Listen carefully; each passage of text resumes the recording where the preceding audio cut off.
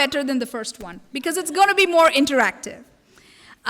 So this presentation actually comes from an article that I wrote under the same title, One Nation Under God, Teaching Biblical Studies in the Era of Religious Nationalism. And what I'm hoping to do today is, now that we have empire, we've figured out how empire works in Revelation, we'll talk about how an imperial, post-colonial, and a lens around religious nationalism helps us see what John is doing, and how John's words can be co-opted by those who are interested in a kind of a Christian nationalism rhetoric. And they can take those words and really use it to harm people. So the first, I think you all have Bibles near you. So if somebody would be willing to read for me Revelation 7, 9 through 17. This is the one of the great multitude. I looked again. I saw a huge crowd, too huge to count. Everyone was there, all nations and tribes, all races and languages, and they were standing, dressed in white robes and waving palm branches, standing before the throne and the Lamb and heartily singing, "Salvation to God on his throne, salvation to the Lamb." All who were standing around the throne, angels, elders, animals, fell on their faces before the throne and worshiped God, singing, "Oh yes, the blessing and glory and wisdom and thanksgiving, the honor and power and strength, to our God forever and ever and ever. Oh, yes." Just then, one of the elders addressed me. "Who are these dressed in white robes, and where did they come from?" Taken aback, I said, "Oh, sir, I have no idea, but you must know." Then he told me, "These are those who come from the great tribulation, and they've washed their robes, scrubbed them clean in the blood of the Lamb. That's why they're standing before God's throne. They serve him day and night in his temple. The one on the throne will pitch his tent for them. No more hunger, no more thirst, no more scorching heat. The Lamb on the throne will shepherd them, will lead them to spring waters of life, and God will wipe away every last tear from their eyes." Thank you, thank you.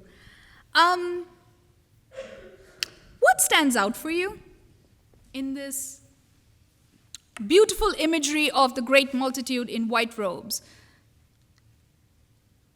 Is there a phrase? Is there an image? What do we think? Yes? Palm Sunday, yes. Go ahead, sir. People. Yes. And language. All means all. Yes. Yes. Really powerful imagery, isn't it? Yeah. Okay. Anything else? Is that God is at the center of everything. And that Jesus is right there with God, and that as we as the people of God have to remember that, no matter what we go through. And no matter what the people, the tribe, the rich. Yes. The other thing I wanted to lift up is that, these are they who have come out of the great ordeal. They washed their robes and made them white in the blood of the Lamb. For this reason, they're in the presence of God, basically. For this reason, they are before the throne of God and worship him day and night, etc. Yeah. Okay, good. Now, I want you to put your critical hat on. Okay, it's a feel-good text. Agreed? Let's put that to the side. It's a feel-good text. I'm just going to ruin it for you all. We just looked a lot about empire. What stands out for you? It says these are those, or these are they, and so that means there are some that are not. Yeah, it is inclusion, but is it all inclusion, or is there someone being left out? I don't know. Have you also paid attention to imperial language here? There's a throne. That's right, there's a throne. There's worshiping. There is all of this falling on the face, praising God. Now, we say it's good because it's got God in there. But this God, right? Yes, go ahead, ma'am. I think you want to take my stuff further. Go ahead. Right. Well, it does say every nation, all tribes, peoples, languages. Yes. So maybe it's not just some people from one place. Okay. Interesting. Yes. Pastor Leslie? that the only people who are standing before the throne are the ones who have come through a tribulation. Right. So, yeah, so it's like you said, it may be all nations, but it's not everybody in every nation. Maybe. It's only those, yeah. Right, no. So, but it's those who have come through what's striking me is coming through the tribulation. Coming through the tribulation. There's something that has happened, and from all of these people that have come, it comes across as inclusion, and it's not wrong if you read it that way. It's not. But also pay attention to the imperial imagery here.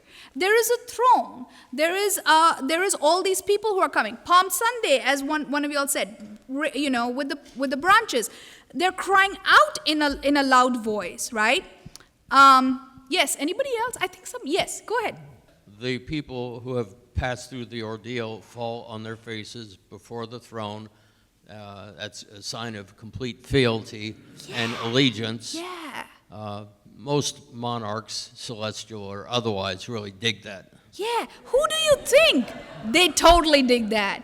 Who do you think likes that kind of imagery? Yeah. Yes, sir. And then, yeah. And then that's followed in the next verse with all the titles of Caesar. I'm liking you. All right.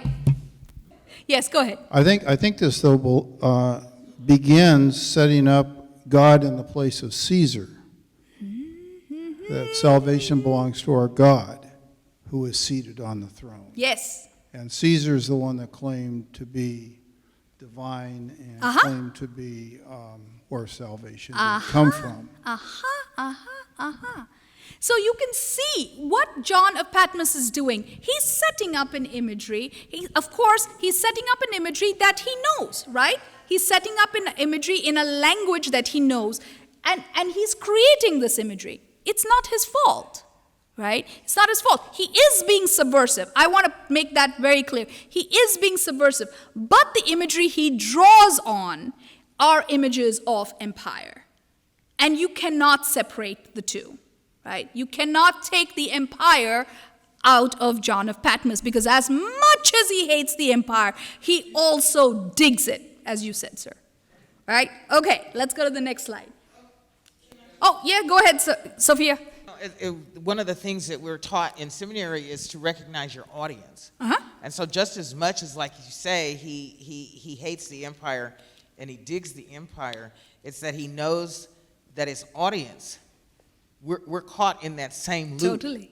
And so there are those that are there that have come through, there are others that may be still going through. Right? It's like it's not a once and done event that people come out of oppression. As we see, oppression has occurred over and over and over in history. Yeah, and the context is key, because without the context, you will not be able to understand what is happening here. Very nicely said. So who is the multitude? And scholars have spent a lot of time trying to figure out who the multitude is. Christopher Smith argues that the multitude is the new church or the new Israel. And he bases this out of the tribes that are listed in verses 5 through 8. Richard Bachman links the 144,000, verses 4 through 8, with the great multitude, verses 9 through 17. And he wants to also see this as something connected to the new church, to the new Israel, this new group of people. As all of you have pointed out, they have come through a tribulation. This is the new empire. This is the new kingdom of God. And the beauty about this kingdom of God is that there will be no dry eye, because at the center is God. But in doing so, I want to argue that scholars who have seen this as transformed Israel, sometimes the new vision of the church, these scholars are not asking the question of empire. They're not asking or looking closely at the imperial and maybe exclusionary undertones in the text. Who belongs and who gets left out, and how do they belong? How do they belong? What power structures are at play? You got to have some fun with Revelation. Come on now. It's not doom and gloom. So, they cried out in a loud voice. Right? Revelation 7 through 10. I want you to ponder on these questions. Whose voices are centered? Who is getting included? Who decides? And any other reactions that you have to this verse. What do you all think? All means all? All means some? Who's deciding? No wrong answers. I promise I will not grade you. It says specifically that all this honor and glory belongs to our God who is seated on the throne. And it is no longer Caesar who is seated on that throne, not for this group of people who are there. So it's not that they're creating a new language or new imagery even. They are appropriating language and imagery from the past possessor of it and now applying it to Jesus. Yeah. The same rules still apply. Honor and glory go to that one, the one to whom we bow down and give glory. Yeah. But it's not the same one any longer. Okay. What happens when you take language that is of empire and apply it to a new context? What do you think can happen? You'll get your security clearance lifted. Yes, sir. I'm Yeah. sorry, what was that? You'll get your security clearance lifted. Right? Because that's what's happening, right? I agree with you 100%. He is applying this. This is not new imagery. This is going from Caesar to Jesus. But in the process of going from Caesar to Jesus, what still remains? Power. Power remains. Are we deconstructing the power, or we're just transferring the power from the bad guy to the good guy?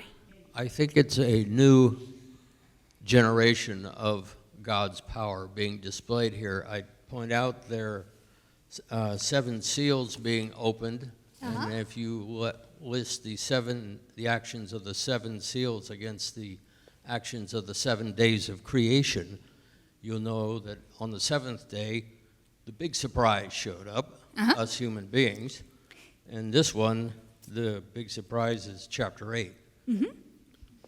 My fear in hearing that is, I think, something that is happening currently, which is creating kind of a dangerous view of Jesus that in Christian nationalism that is becoming oppressive. You can see how the language, when we co-opt it without critically analyzing it, like you can see what starts to happen, right? Again, I love the book of Revelation because I am, I'm very problematic human being. But I'm also really fascinated with what John of Patmos is doing, right? He is taking the language of the empire and he is creating something new with the hope that this new will be better. But in just the blanket transferring of that language, those power dynamics continue to remain. You're not deconstructing it. And that's the problem. Sir, yeah. So wouldn't Rome and Jesus have a very different definition of power? When Rome says, we have the power, which means we can crush you and steal all your stuff. And Jesus says, I have power. Jesus does not intend to crush you and steal all your stuff. No, but people who use Jesus and who are using that name would fall into that. Correct. They would use Jesus with the definition of power from the Roman Empire. Yep. Which is also what John of Patmos is doing. That's what I'm trying to say, right? But that's the danger, right? Because how do you know, how can you discriminate between those powers when those powers are just being applied without deconstructing the power? Exactly. John of Patmos is not doing that, though. I think You feel me? Yes. I think that this transference of power from Caesar to Jesus was an amazing flip, but the Christian nationalists are now making the same flip back to another but human figure. Exactly. So Patmos changed it from a human figure to a divine figure, now from a divine figure to a human figure. And part of the reason why they're able to do that flip is because John of Patmos, when he flipped, he didn't think this through.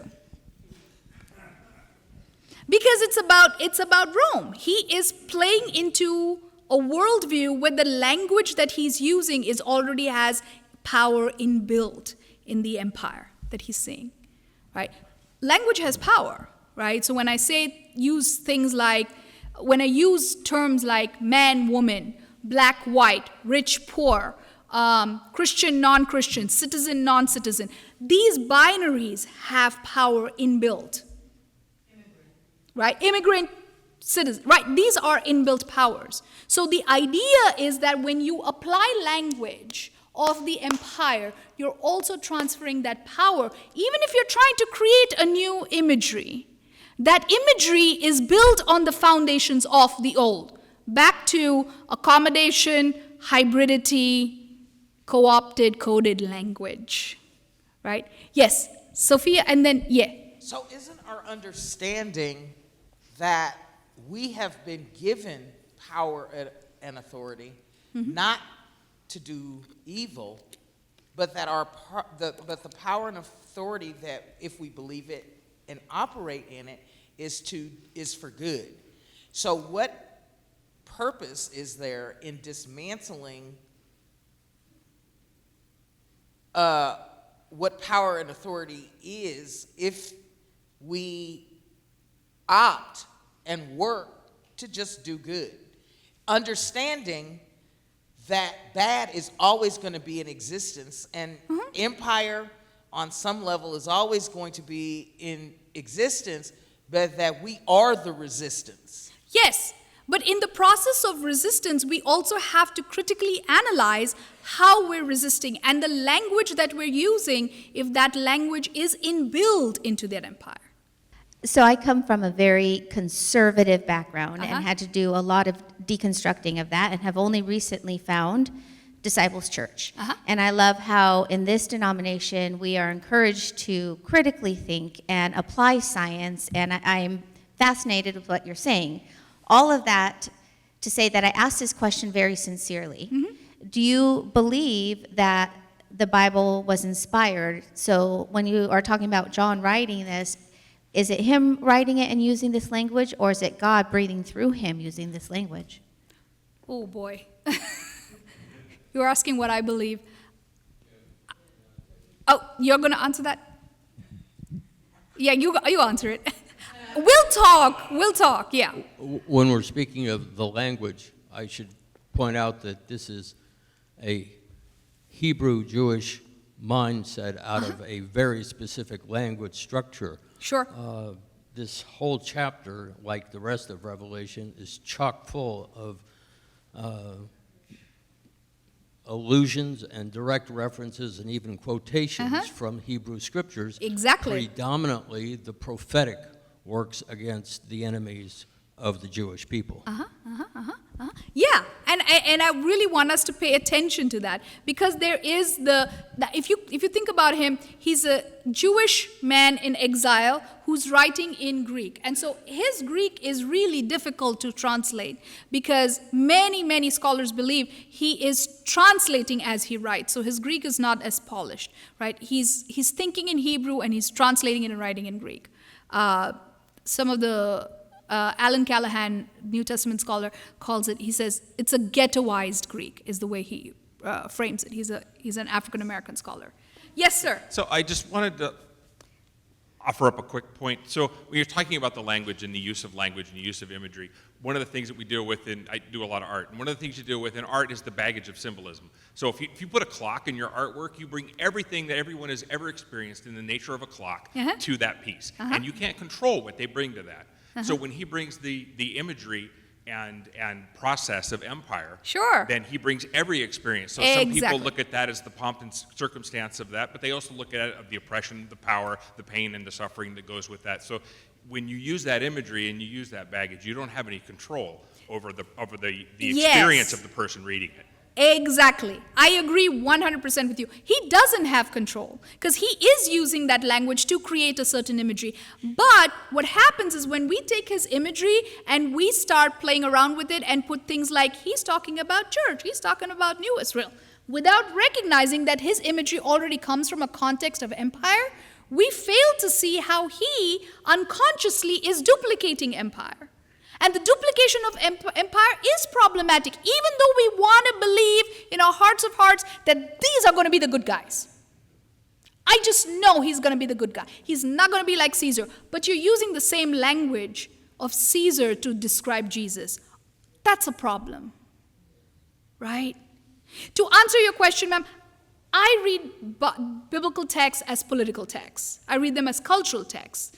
I believe that they're responding to a context of their time, and they are trying to find God in the midst of their community, in midst of the oppression, and midst of the injustice.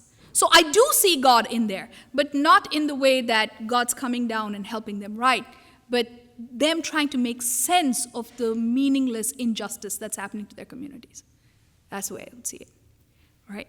Okay, I love this part. Language is nationalism. Language is nationalism forms a barrier called linguistic imperialism. Partha Chatterjee, who is, which slide am I on? 5, okay. Nationhood, says Partha Chatterjee and Stephen Gosby, is tied to language. Revelation is written in Greek, the language of the empire. Think about the US. English is a barrier to attain citizenship. You need to take the English test. If you're coming in here as a student to study in this country, you got to do the TOEFL, Test of English as a Foreign Language. When a group with more power enforces the use of its language on another group, it is attempting to make its culture dominant, says Brazilian thinker Paulo Freire. Nationhood is tied to language. All right, the next slide. They're wearing white robes and we're holding palm branches in their hand. Don't you love the second part, dude? It's so where Jesus is beating up Godzilla. My 6-year-old went nuts and he was like, "Who is that?" I said, "That's Jesus and Godzilla." The white robes are traditionally seen or read as baptism or purity. Let's look at it from a postcolonial lens. No, let's look at it from a religious national lens. They are all wearing white robes. What are they masking? Masking. What are they masking? What are they hiding? Impurity. Okay, keep going, getting warmer. Humanity, keep going. Identity. Individuality. Difference. White robes. Hidden. We always pay attention. Many scholars will read the white robes as baptismal, as purity, because that's what he says. Right? People from all nations, all languages, all tribes coming together, singing in one voice. Linguistic nationalism? Wearing white robes, national dress? Could be. Y'all don't have to agree with me. Just hold on to it, and then y'all can let it go. Let's rethink the white robes. Do they symbolize unity or enforce uniformity? Are the multitude's differences being welcomed, or they are simply being hidden under a shared costume? What did Rome do when it went and conquered people? And I don't just mean Jewish people, because Rome was conquering other Gentiles. What do you think they did when they went into other territories? They enforced their ways, their religion, their culture, the way they worship, their dress code, their language. Huh. Interesting. Next slide. All right. If y'all didn't know, I'm from India. Now you know. So when I was working on this essay, I really wanted to talk about nationalism. But I wanted to talk about the tropes of nationalism that are happening around the world. Very often we talk a lot in this country about Christian nationalism without seeing the tropes of nationalism that are happening around the world. Right? We have a tendency in the West to understand things in silos. And I always like to see connections. So I bring up Hindu nationalism, and I want to connect some of the tropes. In both Christian and Hindu nationalism, religious identity becomes a basis for citizenship. In both Christian and Hindu nationalism, there is suspicion of minorities. Here we are seeing it right now as we speak, with immigrants being deported, with student visas being revoked. In India, you see those suspicions of minorities, especially around Islamophobia, Muslims, and Christian minorities. There is an exclusion through policy and bureaucracy that happens in both, right? So these are some things. The religious symbols come into the political space, right? All of a sudden, when India elected its leader, you suddenly start seeing the prime minister openly worshiping in the Hindu temples. Till date, we've never seen that. Prime ministers in India would always celebrate all festivals because India was always seen as a secular nation. But Modi, when he came in, he gives precedent to Hinduism and Hindutva, right? So the Hindutva movement is not, pay attention to what I'm going to say, Hindutva is not Hinduism. Hindutva is the political form of Hinduism. Sounds familiar? Christian nationalism is not Christianity. Christian nationalism is this political form of Christianity, right? There is also a masculinization of religion. And there is these divine destiny myths. We are the best. We are the oldest culture. What is it? US, shining city on the hill, right? India, oh, we're the oldest. We were there before anybody else was there. Yeah, so those things. In both India and the US, the next slide, sir. In both India and the US, religious identity is wielded to define who truly belongs. It's about who belongs. Minorities are viewed with suspicion, policies enforce exclusion, religious symbols become political. Both contexts also recast sacred figures as masculine militant leaders. Many of you have seen some of these imagery. Some imagery is new. So definitely think about how we thought of Jesus. But within this religious nationalism, within this Christian nationalism, you get bodybuilder Jesus. You seen that?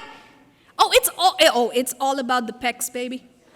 It is so much about that, right? And then you have Ram. Ram, who is considered to be of a figure in India. He is also, he is seen as the forefather of India in some ways. And when I was growing up in India, it was this softer Ram that you see, right? It was that, that was what I saw. That was the imagery of Ram. And then as this nationalism picked up, I started seeing like this Ram with pecs, and I didn't know what to do with that.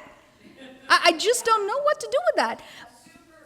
Yeah, he is. Like he's the masculine, because it's this masculinization of nation. We don't like the softer hero. We don't like the hero who climbed on a cross and died. We like the hero who broke the damn cross.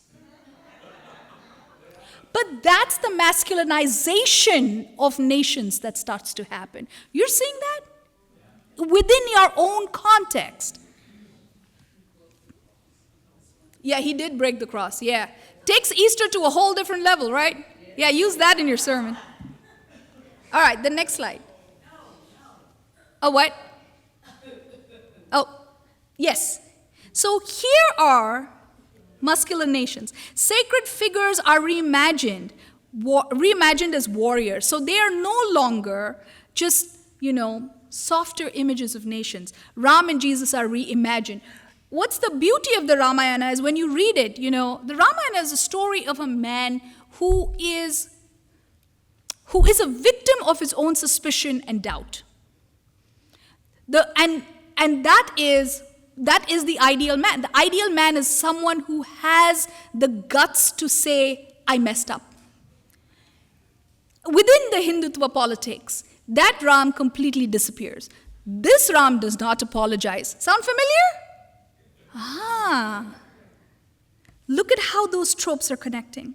Religion is linked with masculinity and state violence. Myths and memory are used to justify supremacy. Ram and Jesus are both remade as muscular national heroes, protectors and warriors. They are not just teachers of compassion. They are reframing, legitimizing state power, violence, and exclusion, all in the name of faith. Religious nationalism offers unity through exclusion. The myth of oneness is what is masking the real inequalities. And I found this imagery very interesting, especially if you pay attention to the Indian imagery over here with Modi, and that's Ram.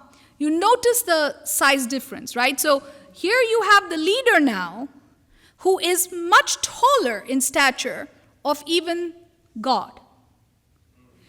And pay attention to Trump and Jesus. And notice how Trump is ahead and taller. Right? Not following Jesus, no. Not following Jesus. And Jesus, of course. Oh, there's no question about it. What was really fascinating is with the Trump and Ram slide, that was what was used in the previous, most recent election, where all of a sudden you started seeing ads going up of Modi being taller than Ram. And that was, at one point it would have even been seen as blasphemy, not in the current context. It's not seen as blasphemy. Because Modi is seen as someone who is sent by God. In one of the interviews he even said, I am not human. I feel I have been called by God to create a Hindu nation.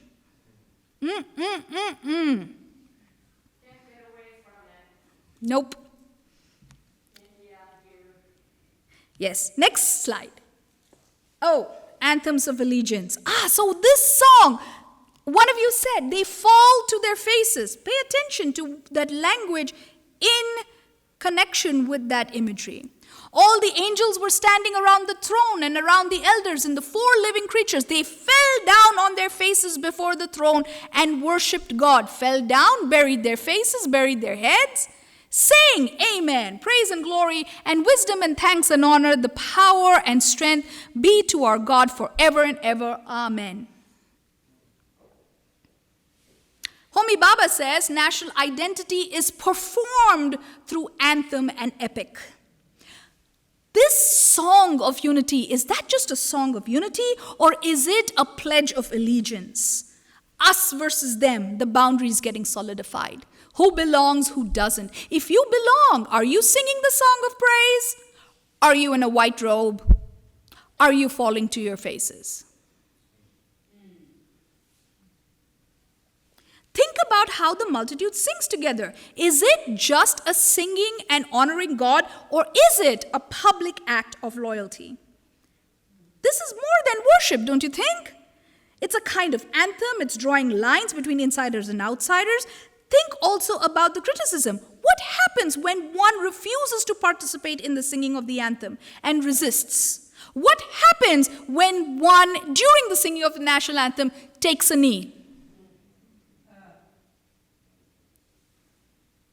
How do we understand those acts? Is this about worship?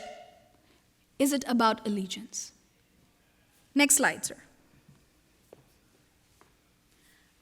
Deleuze and Guattari talk about language and facialization.